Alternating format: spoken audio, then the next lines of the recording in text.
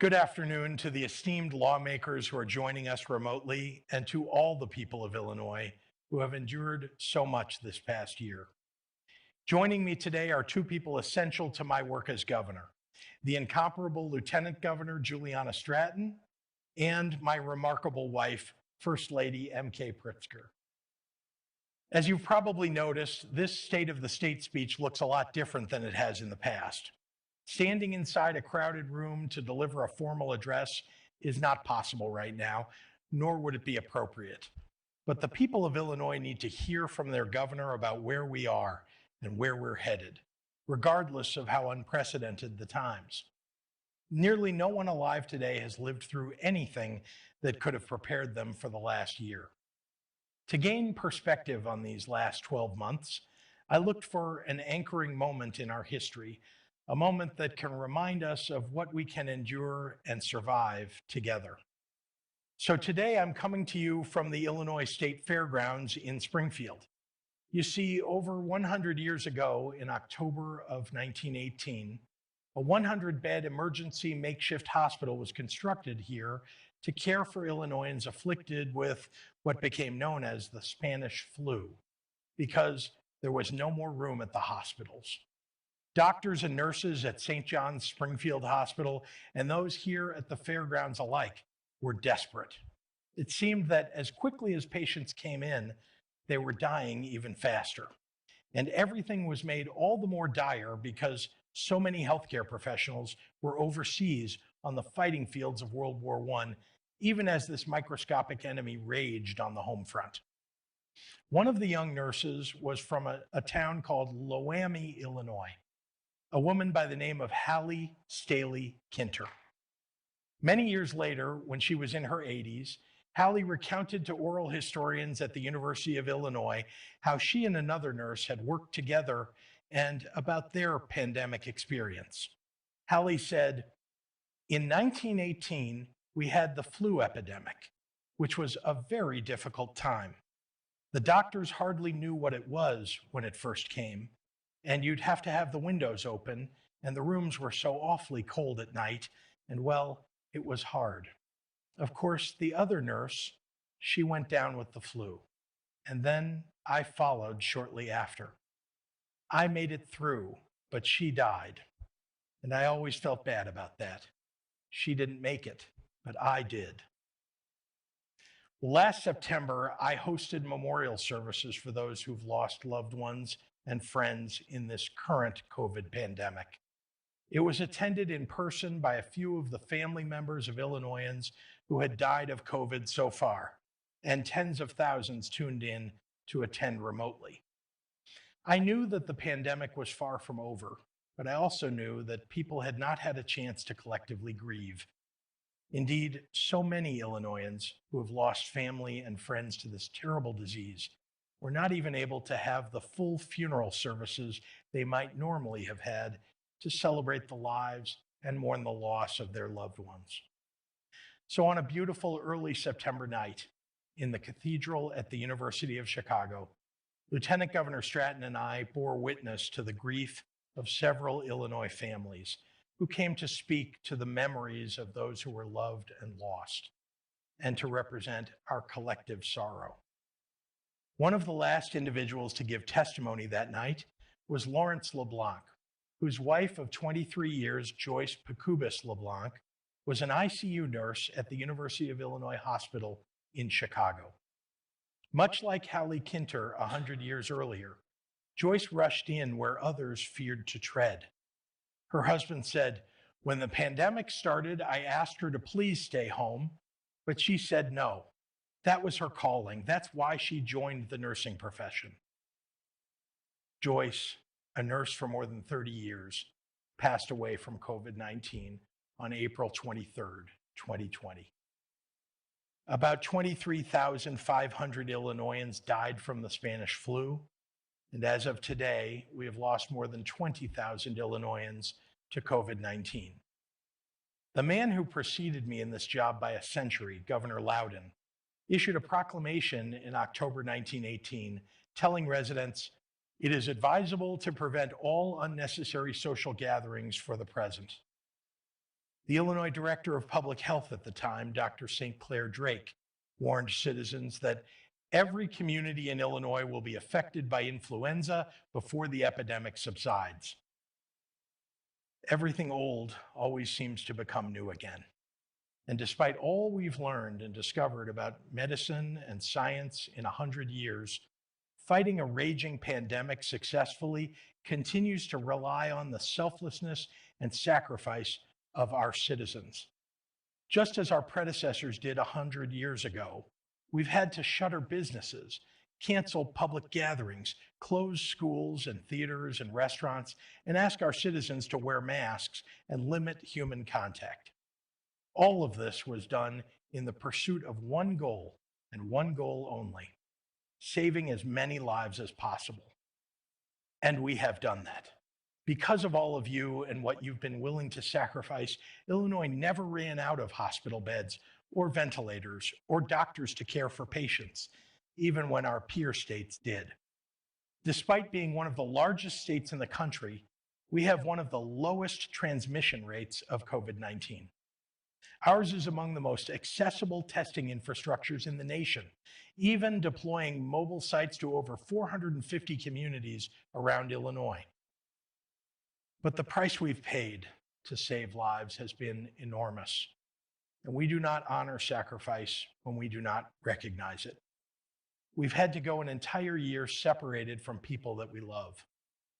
In order to preserve our lives, for a time, we've had to forego our way of life. Babies have been born that grandparents have never been able to hold. Couples have married without lifelong friends beside them. Students have had to graduate without a handshake or a hug. Grief, an emotion that thrives on loneliness, has been able to escape the salve of community. Businesses, built painstakingly over generations, have had to shutter their doors.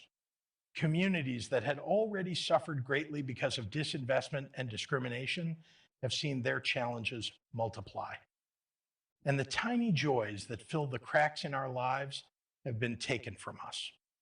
The songs of a choir, a full Thanksgiving table, a high five after a workout, a prom dress, a hot dog at a Cubs game, a bucket list trip, a smile not hidden by a mask, a long night of laughter with good friends at a favorite restaurant. As a result, we are all struggling together right now. It's okay to feeling overwhelmed. It's okay to admit that we have a new appreciation for the true fullness of life, and that we ache to return to the way the world was just a year ago. But our grief needs to help us embrace the most important lesson of the last year: that the best way to make our way in the world is together. With 2021 comes new hope. We have a vaccine that works and that starting today is being distributed right here on the Illinois State Fairgrounds.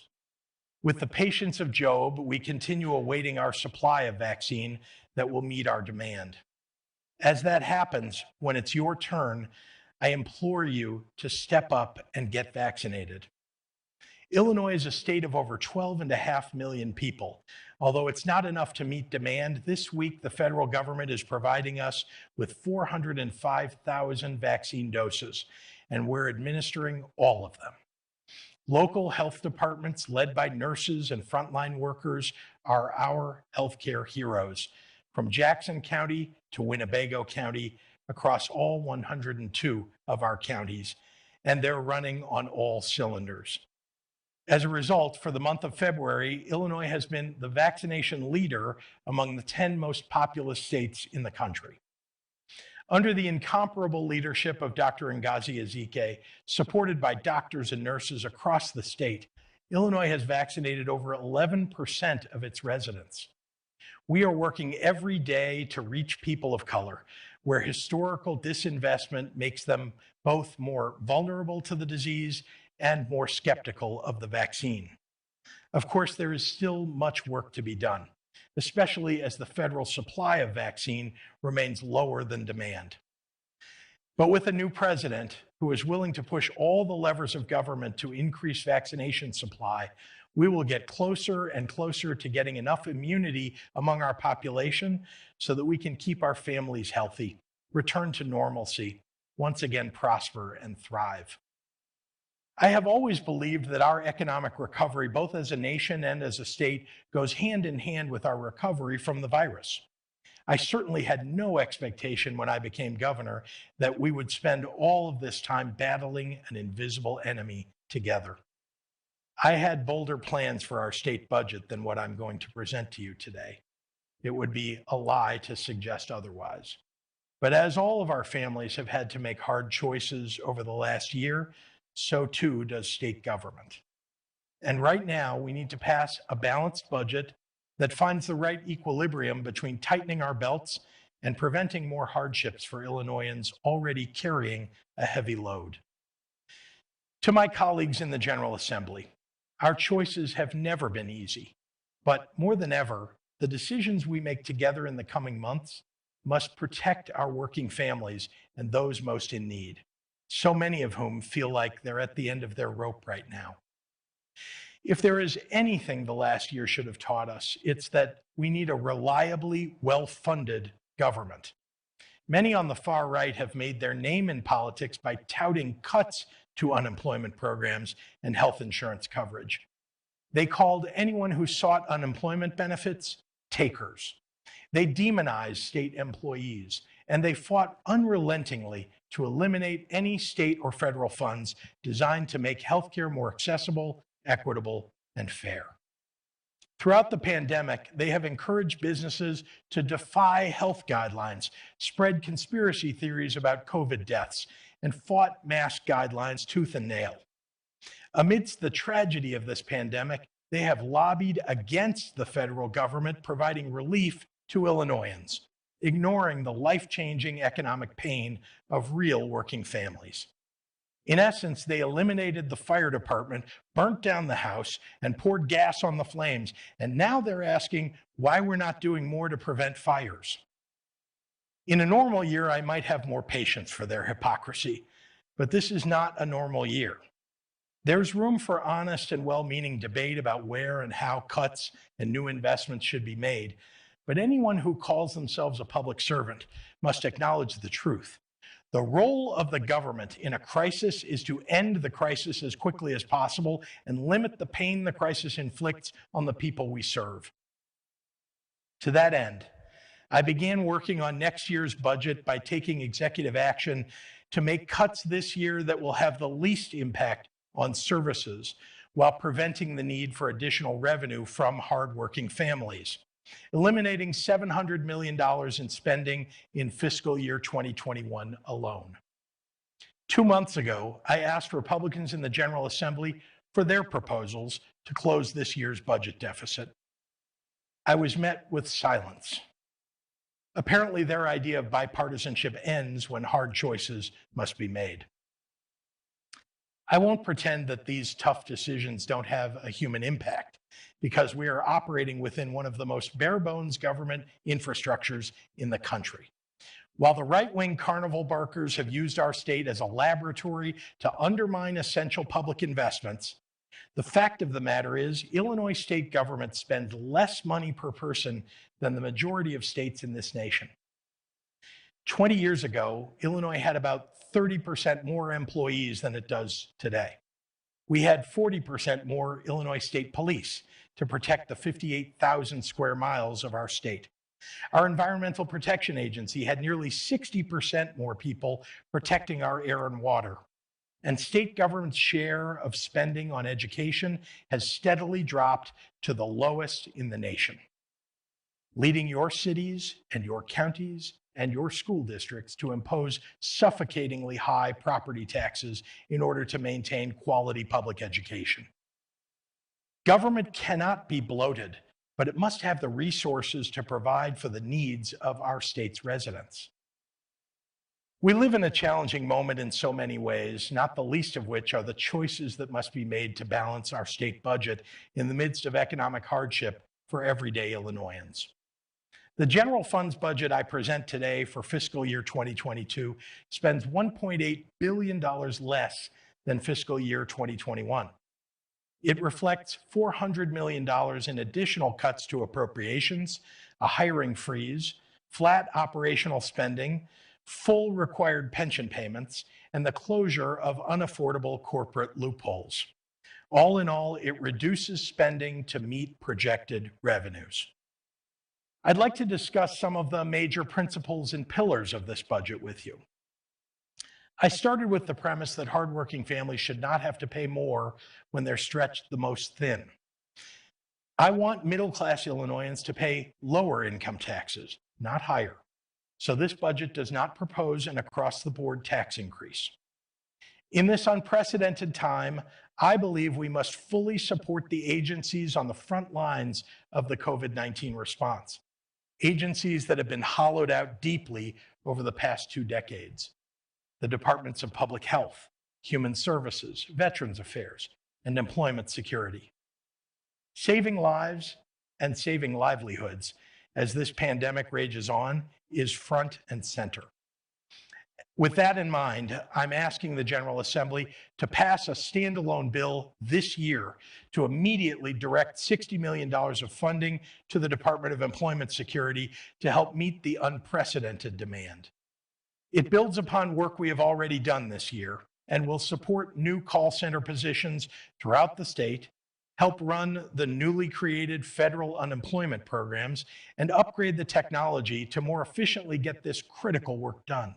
And in the coming year, I ask that you support an additional $73 million for the unemployment system. Support for small businesses must also be a priority.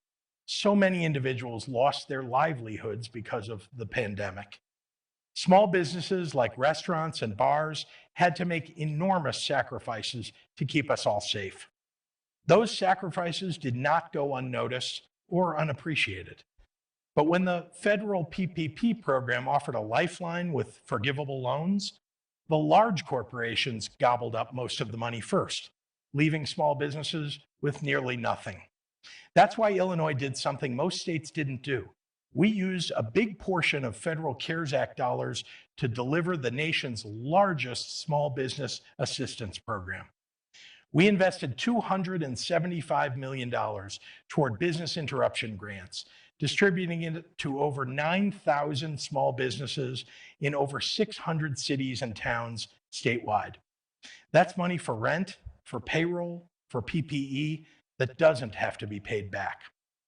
It's money that allowed Michael McDonald and Okema Battle, the brother-sister co-owners of Wooden Hog Barbecue in Champaign, to keep every team member on payroll who wanted to stay there, to keep their doors open, and to keep their dream alive. And friends in Champaign will tell you, thank the heavens, because that barbecue is excellent.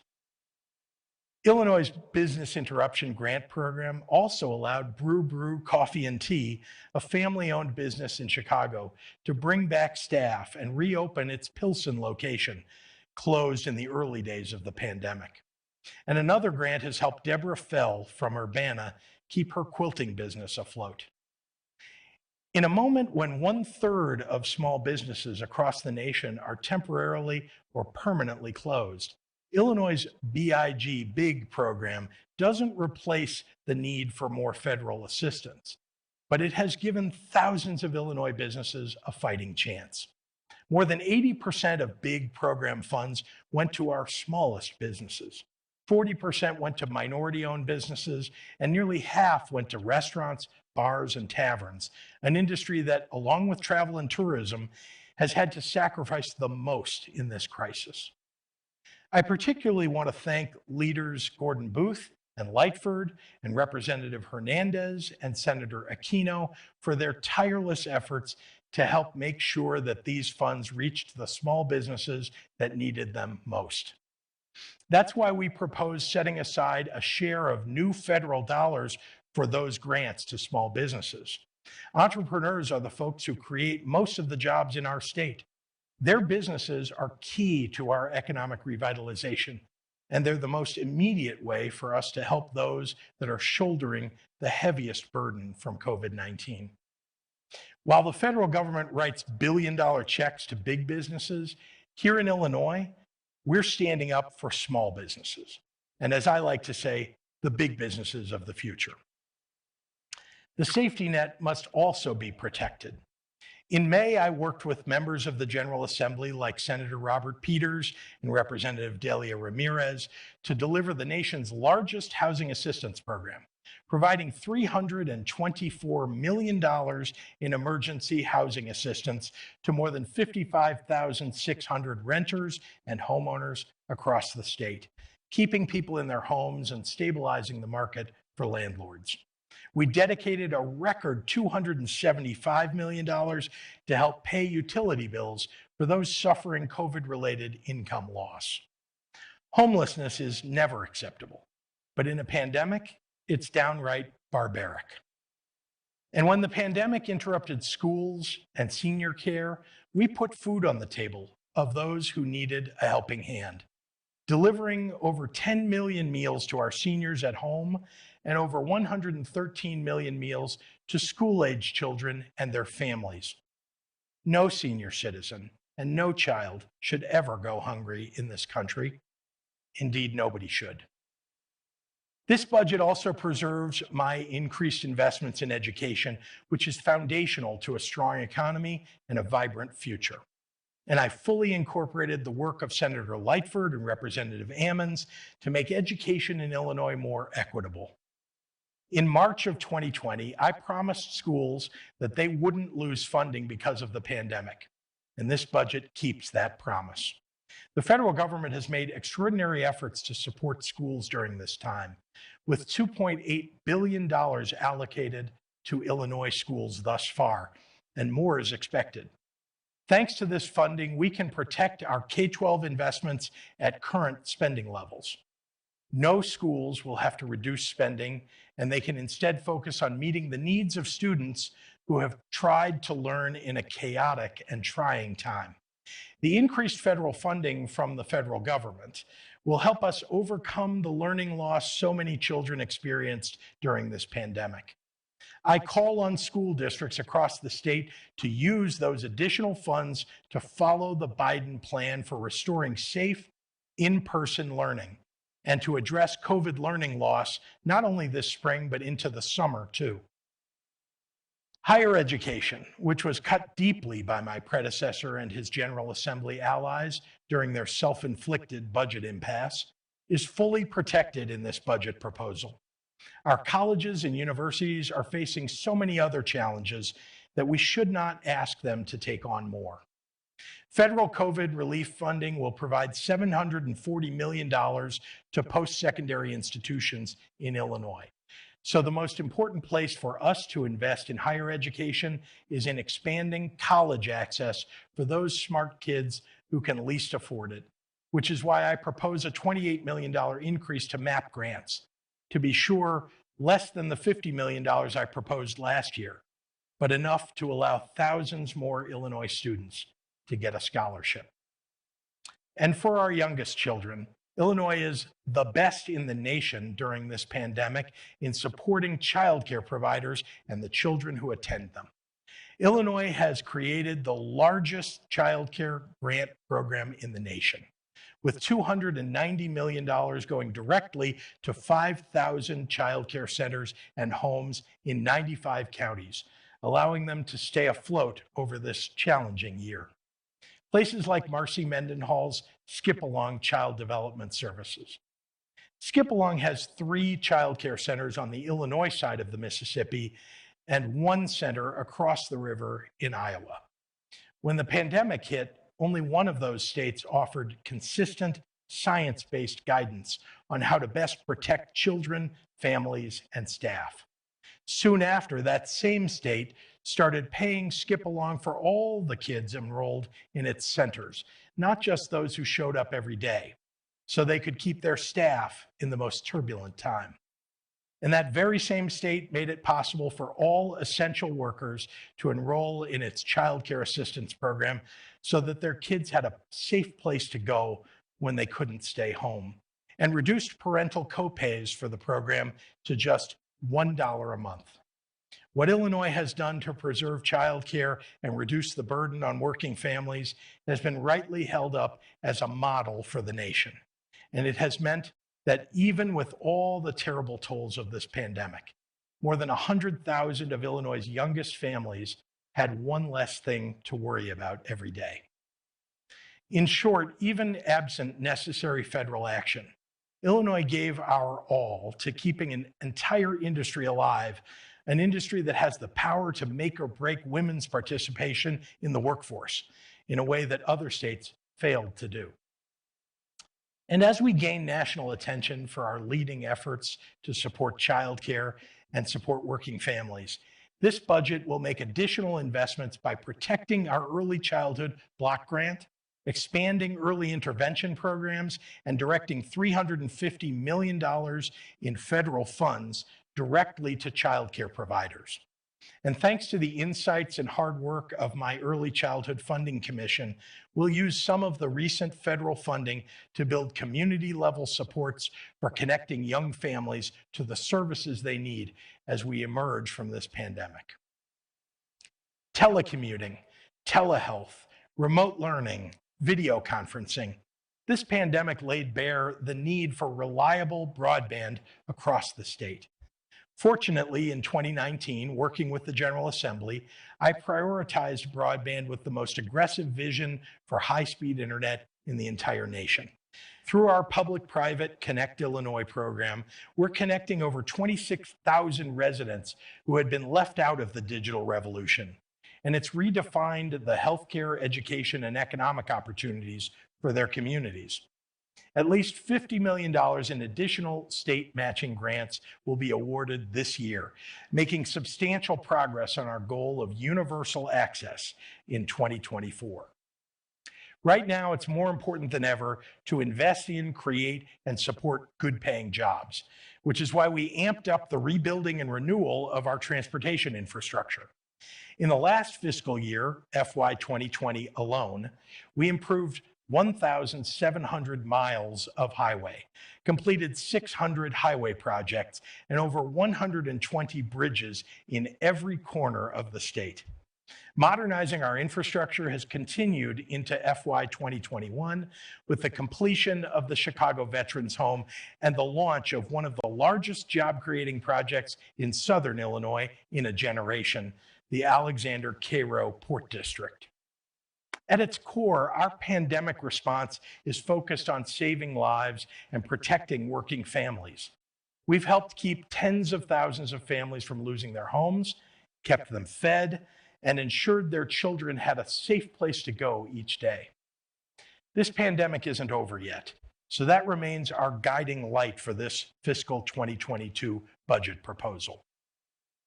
As the General Assembly takes up this proposal, brings its own ideas to the table, and debates our collective approach, I want to take a moment to discuss the federal government's role in all of this.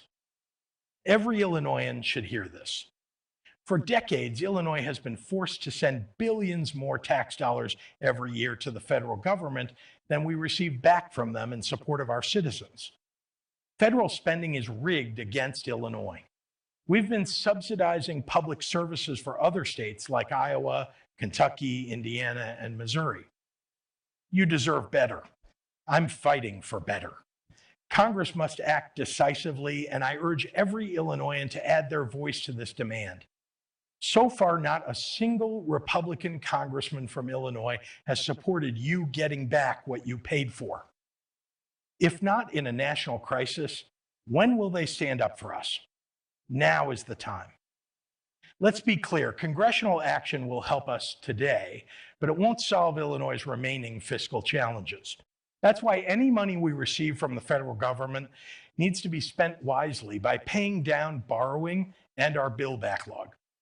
Anything remaining must be used to invest in expanding jobs and economic growth.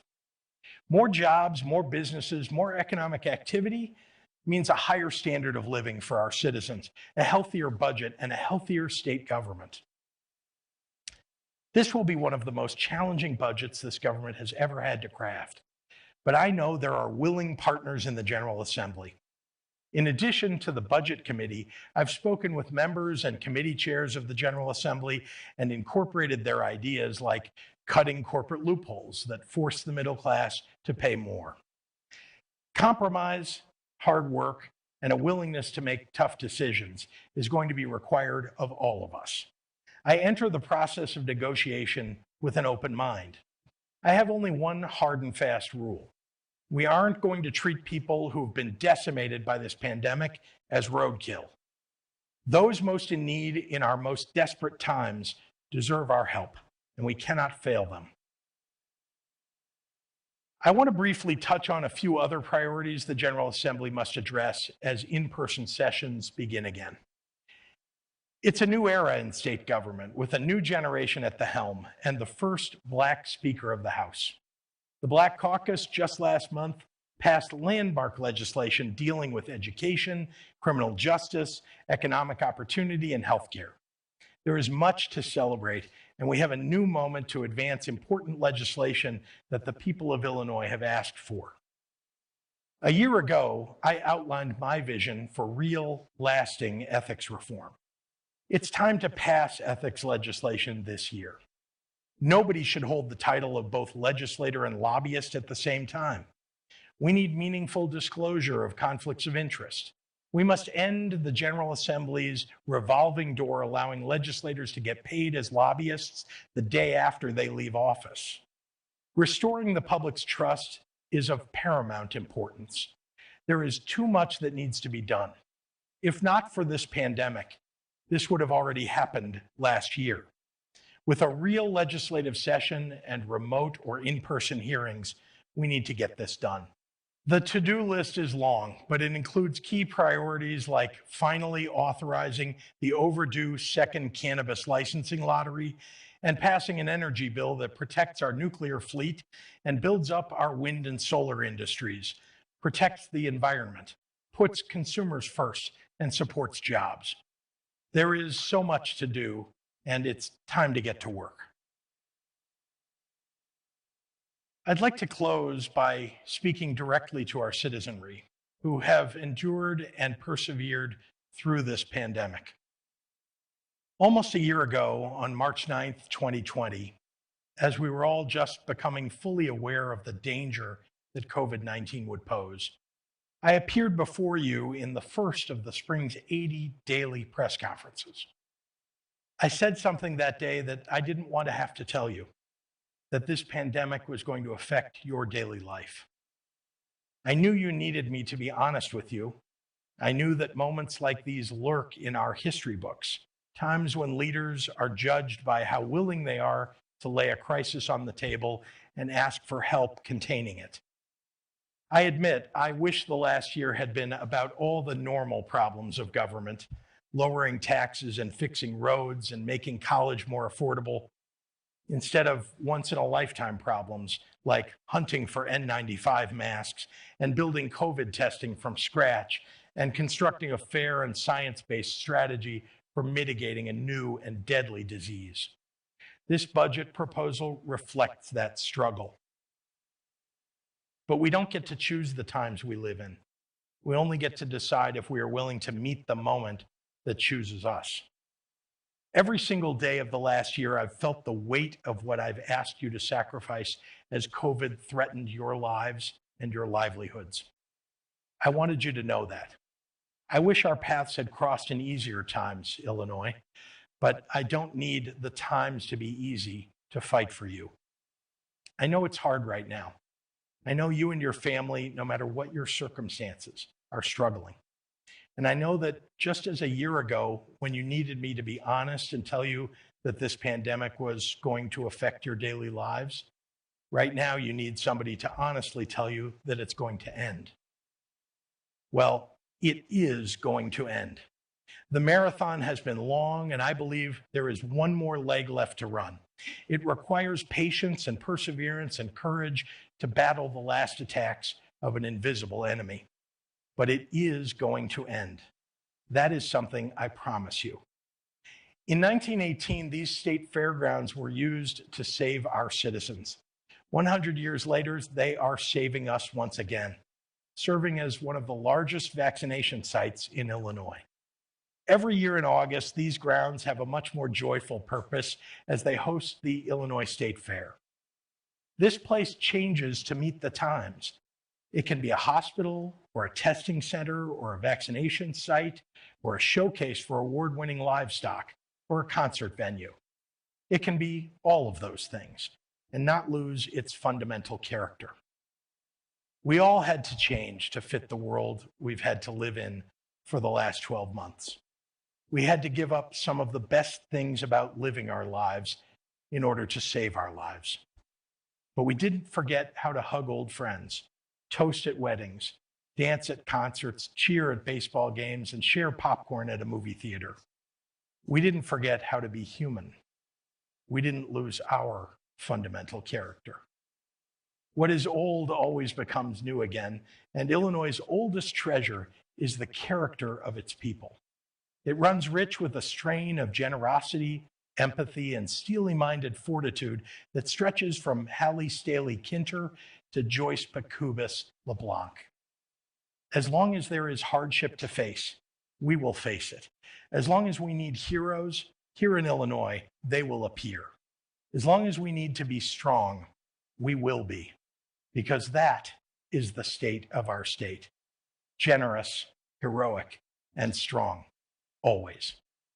God bless you, and God bless the great state of Illinois.